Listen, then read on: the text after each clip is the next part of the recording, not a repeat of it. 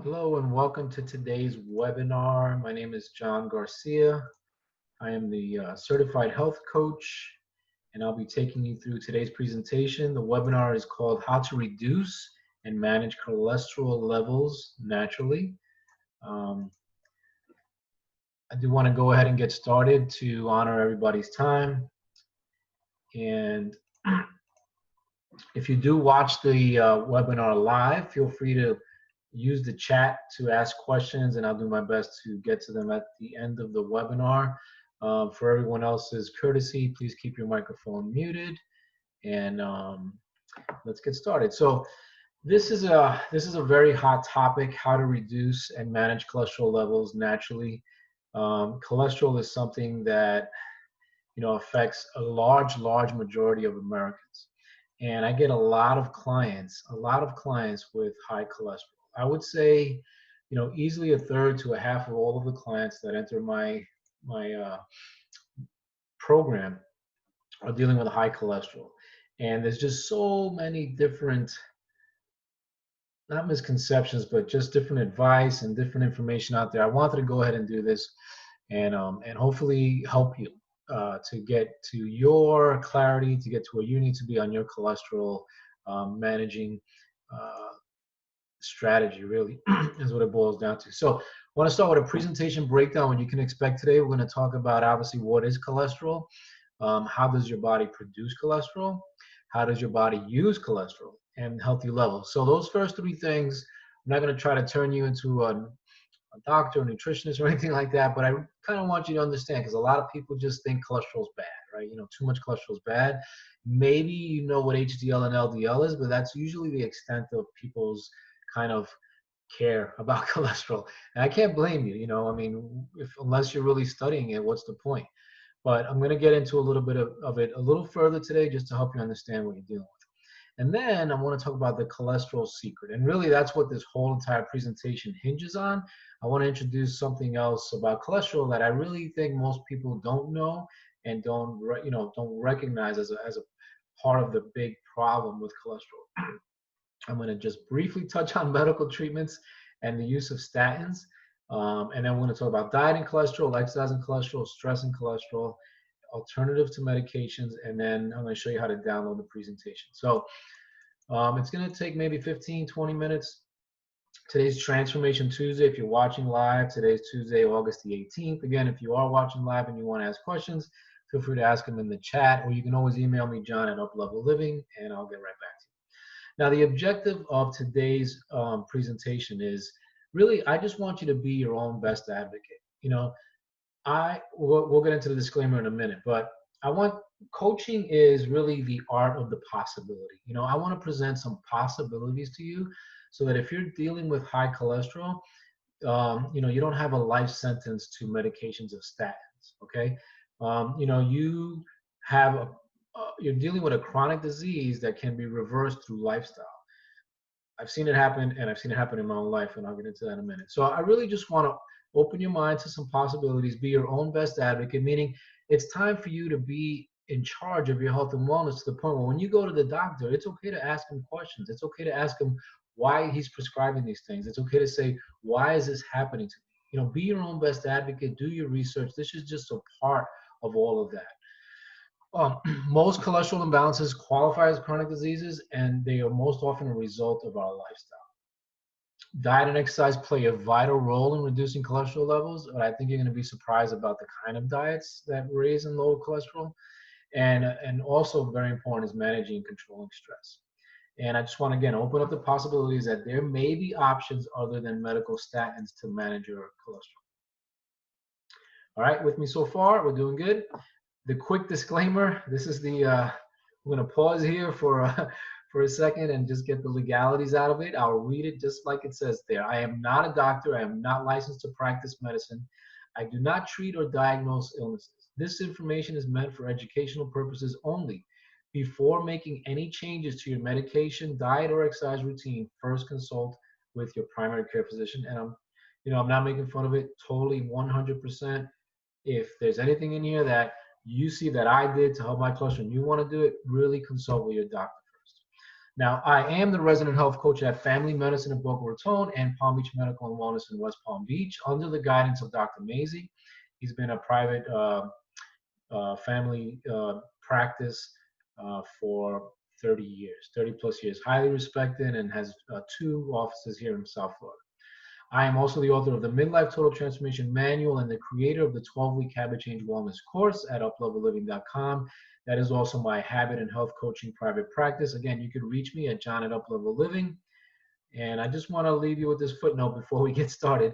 I had a cholesterol level of 300 points in my 20s. And I'll never forget the day I'm in the waiting room. I'm in the doctor's office in the waiting room.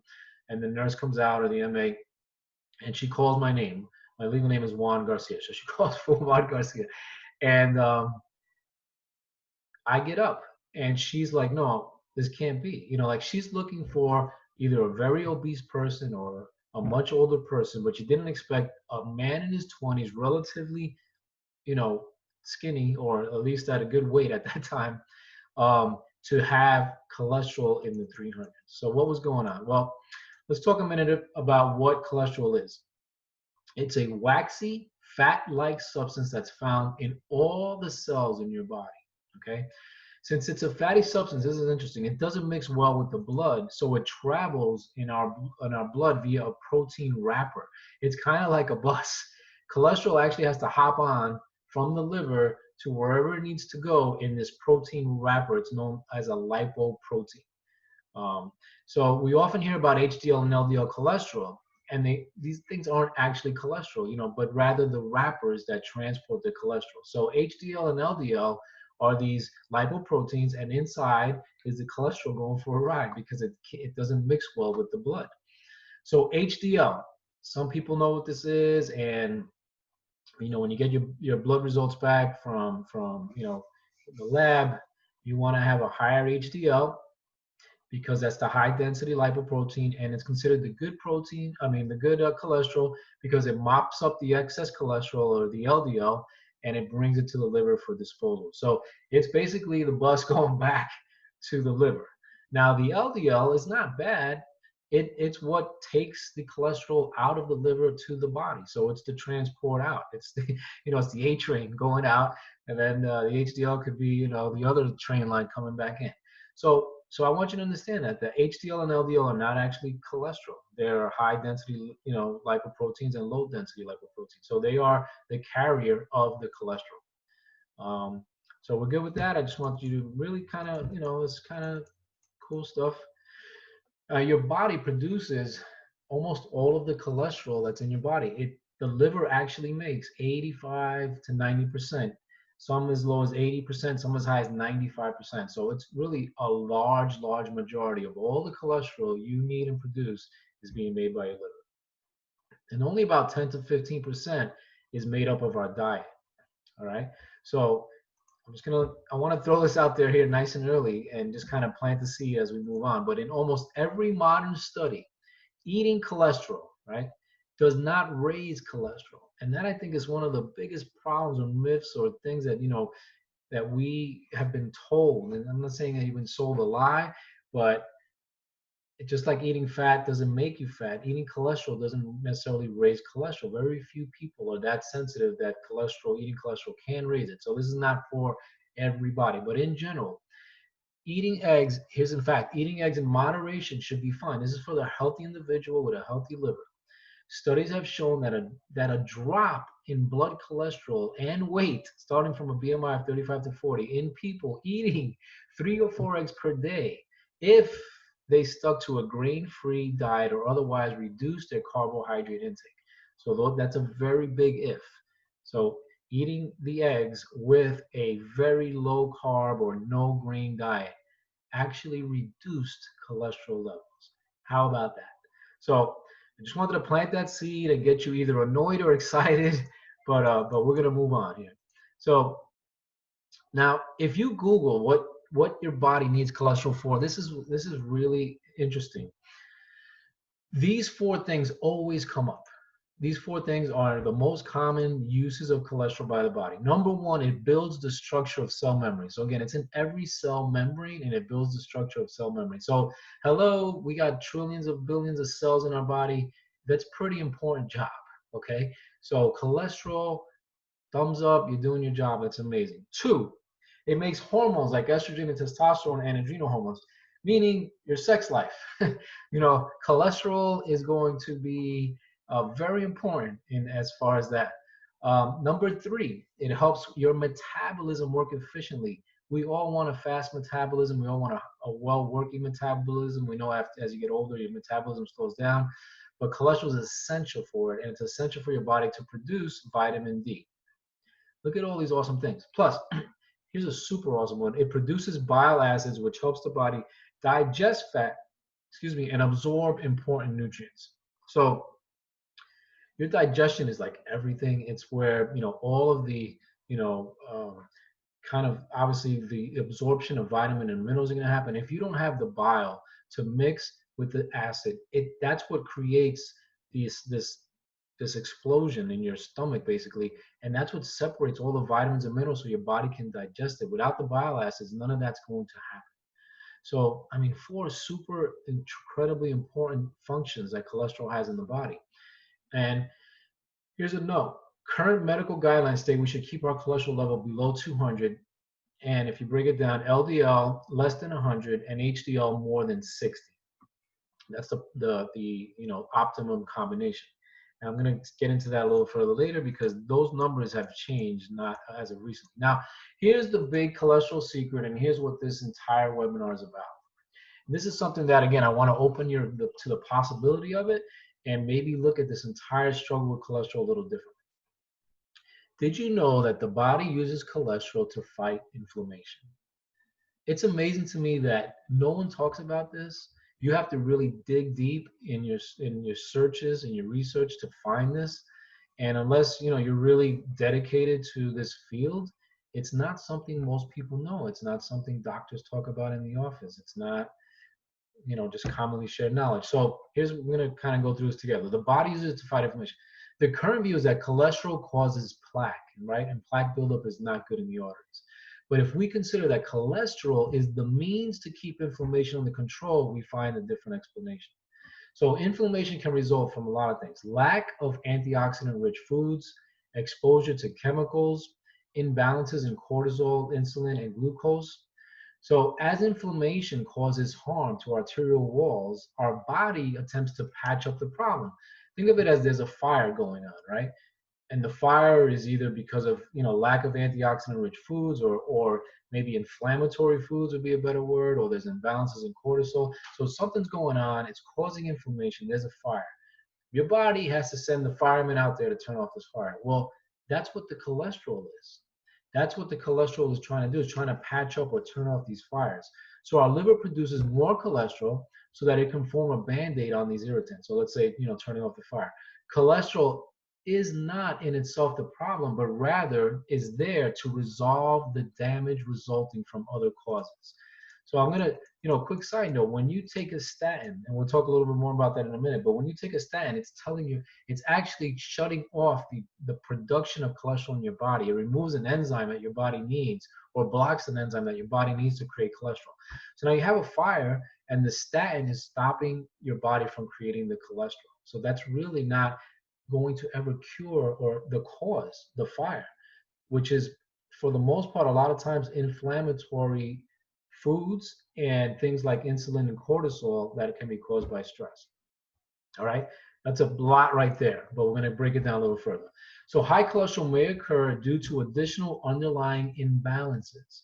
Daily stress, for example, pushes our body to produce high levels of cortisol, a hormone that is made from cholesterol. To meet the demands, the body produces more cholesterol to fuel the production of cortisol. So here we go. Whether it's a diet that's high in trans fats, excess blood glucose, which means sugar, or long-term stress due to unrealistic lifestyle demands, it could be realistic lifestyle demands. COVID is a realistic thing. We're dealing with stress everywhere right now.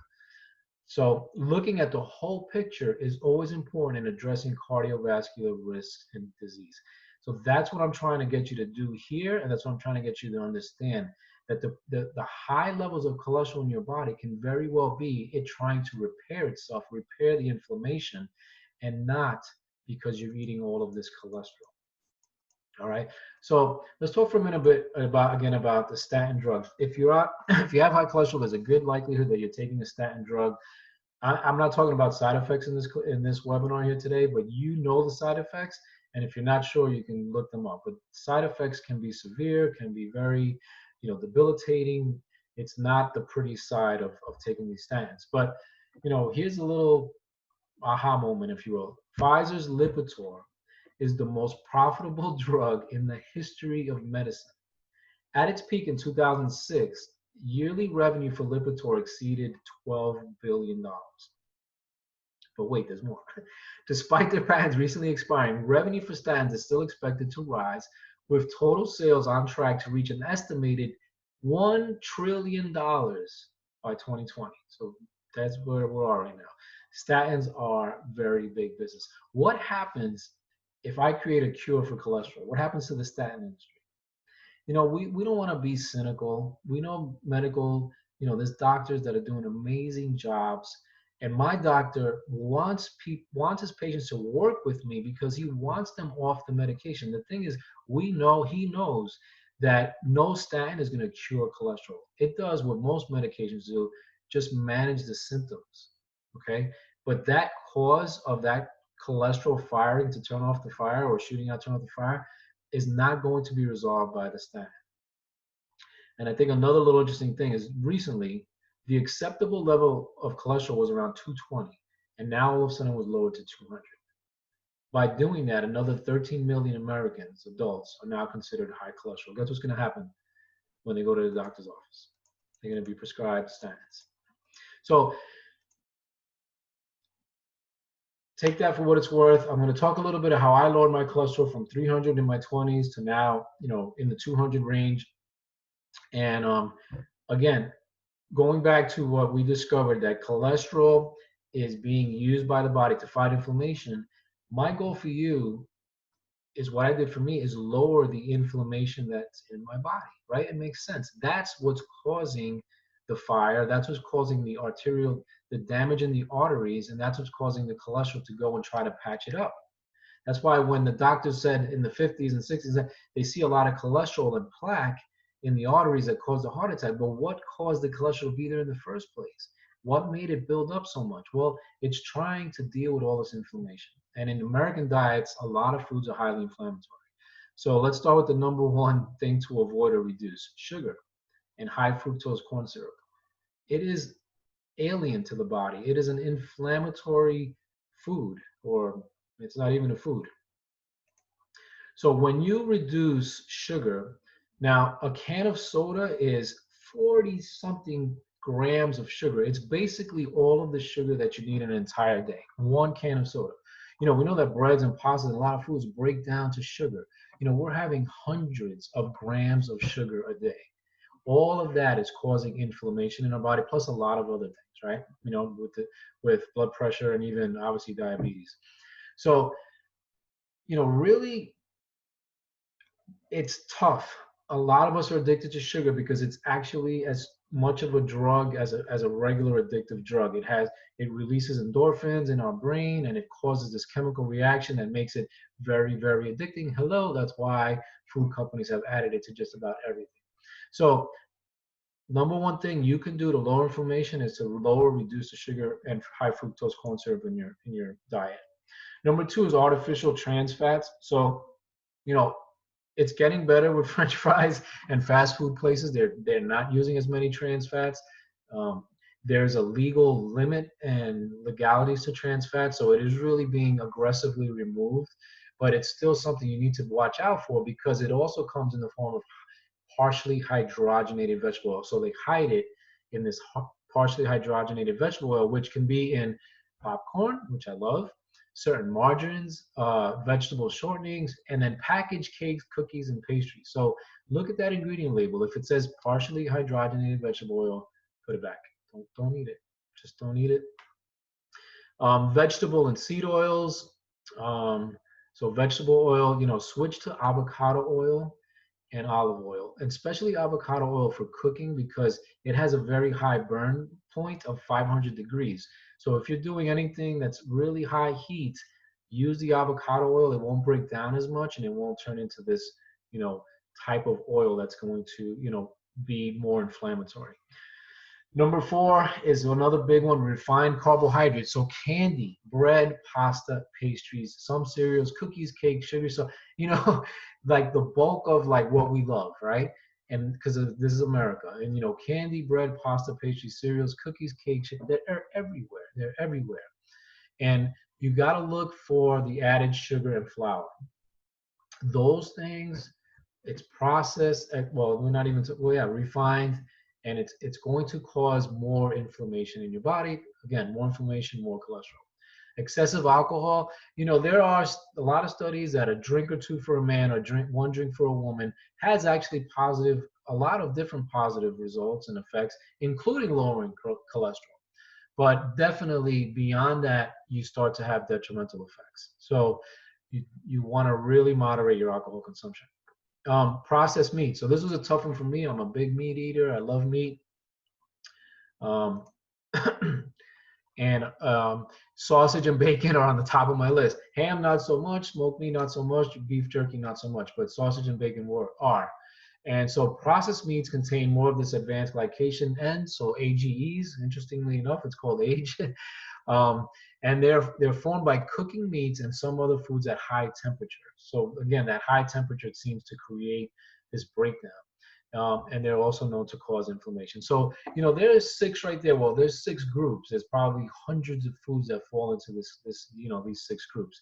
So if you can avoid or reduce these 6, you're going to make amazing, you know, improvement in lowering the inflammation in your body.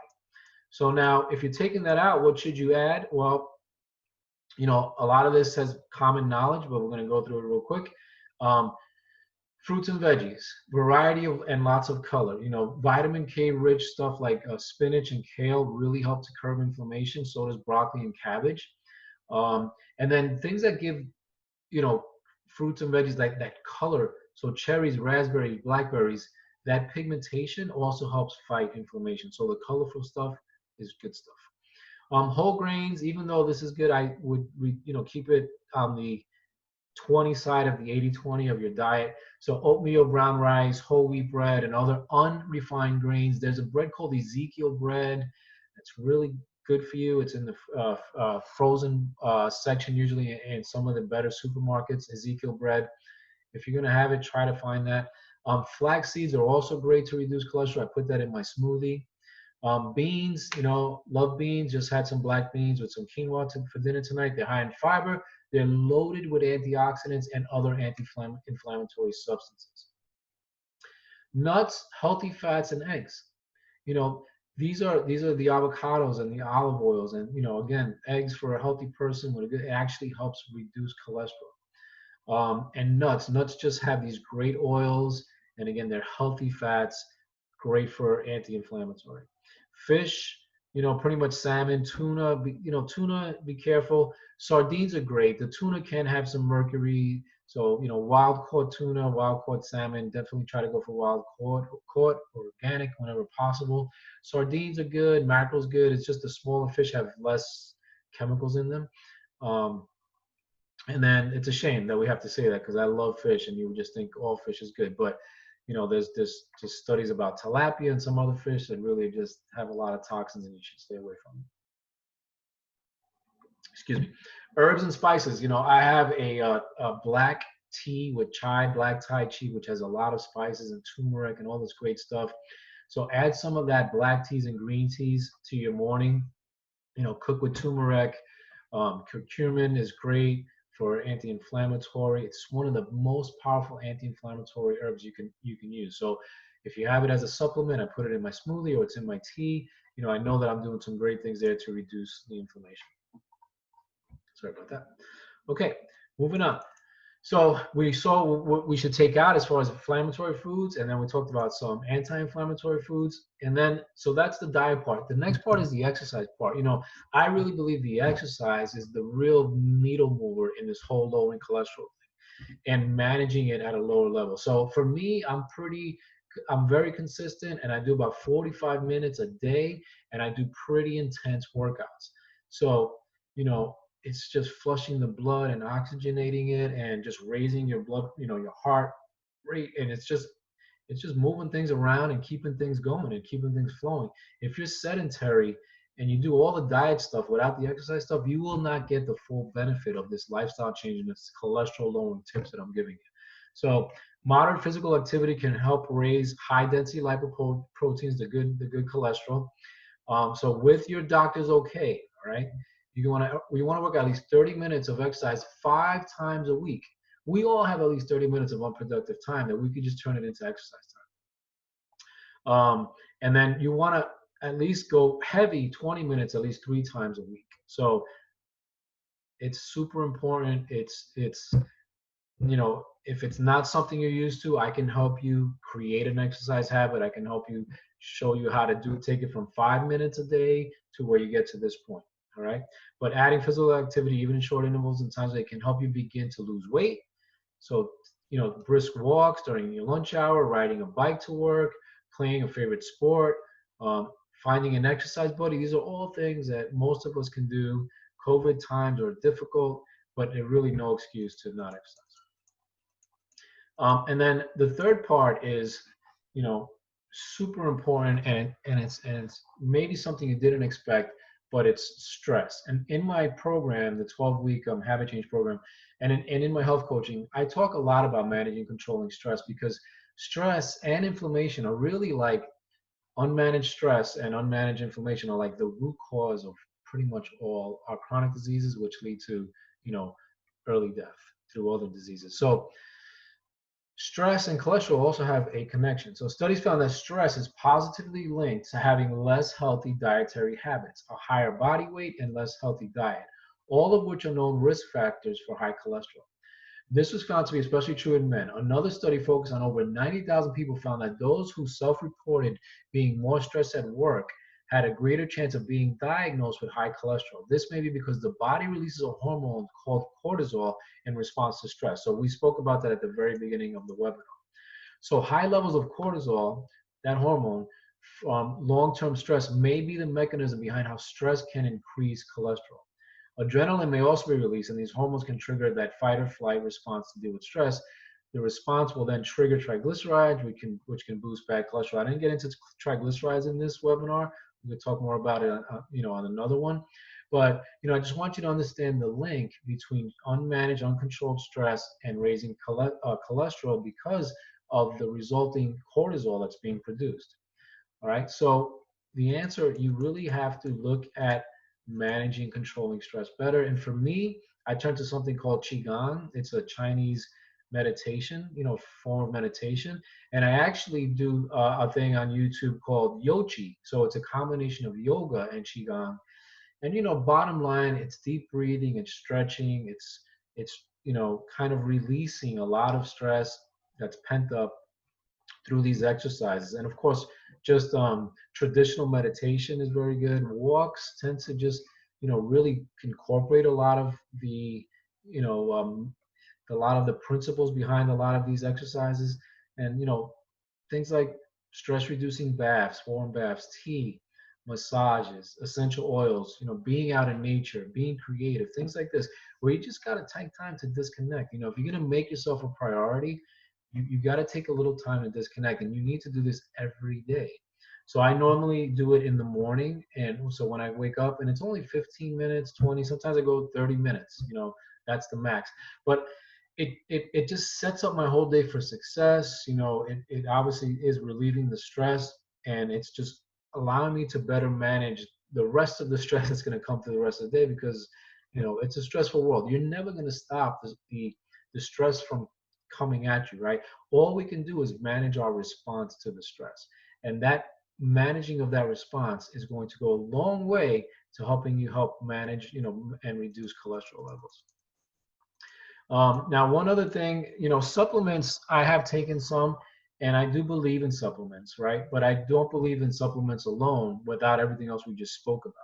So in the beginning, I used red yeast rice, and I pretty quickly dropped about 60 points off of my cholesterol, doing all of this combination of things. So this is what worked for me. Now, red yeast rice is kind of like, it's actually a low-grade statin, so it is stopping production of some cholesterol, but It's very mild. It's, there's not the side effects that you have when you take the drug.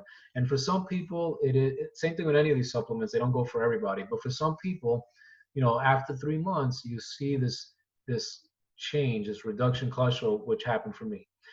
Flax seeds is something that I put in my smoothie every single day, known to lower cholesterol naturally. Green teas and black teas are great. Um, this is something I found about recently, bergamot or bergamot. I'm not even sure how to pronounce it. It's a fruit that grows in Italy, only in this little area of Italy. And the results and the studies and everything that's been, you know, reported so far on it are pretty freaking amazing. So if you have high blood sugar or if you're dealing with cholesterol, you may want to try this in conjunction again with whatever your doctor's working on, prescribing, talk to him about it. Some doctors are more willing and open to work with you on supplements, and some are a little more closed-minded. Ultimately it's your health and it's your decision. I would say all of these things are suggestions that you could do in combination, and then you monitor your levels. And if things are working, then obviously you want to keep going in that direction. Psyllium, the blonde psyllium found in seed husk. This is also known, reported some tremendously positive results. Fish oils, niacin, because it helps flush your blood. Seaweed extract. So, eating seaweed, and, you wonder, like, sushi is all rice and stuff. And you think, wow, these guys should have high cholesterol, but it's wrapped in seaweed. And seaweed has tremendous cholesterol lowering benefits. We're talking some big numbers that have been reported. And then CoQ10 often gets depleted, or it gets hurt with cholesterol lowering, especially drugs. So if you are taking any kind of cholesterol reducing drug, definitely you want to add CoQ10 to your diet. Your doctor probably would tell you to do that, but if they haven't, you want to do that. It's super important. So we're going to wrap this up. I'm having a hard time looking over here at the webinar chat room. So if you have some questions, please email me, John at Uplevel Living, and I promise to get back to you as soon as possible. So we're going to wrap this up. Summary: the goal is to stop the cause of the inflammation, which is resulting in the increased production of cholesterol, right? So this whole webinar today is looking at cholesterol a little differently. It's being used by your body to put out the fires of inflammation. So if we go to cure the root cause and reduce the inflammation, we're going to reduce cholesterol naturally. So eat an anti-inflammatory diet, and of course add antioxidant-rich foods. Exercise daily. Manage and control stress. Take supplements to aid in the management of healthy levels, and then work with your doctor to monitor levels with the goal of reducing or eliminating medications. Think about it. If you start a statin, according to everything I've read, everything I've seen, all the people that take it, it's like a lifelong thing. Because why? They're not dealing with the cause. They're not dealing with the problem. So you got to stay on it. And sometimes that's a bad thing, because it tends to let people cheat on other things. You want to really just cure this thing. So I want to wrap this up. You could download this entire presentation at uplevelliving.com/cholesterol. My email is John at Uplevel Living. My number is 561-810-1390. Really, if you have any questions on this, or if there's anything else that I can help you with, reach out to me. I look forward to working with you, or just helping you through any of these questions. Thank you for tuning in, and have a great Transformation Tuesday. Until next time, I'm John Garcia, and have a great night. Bye-bye.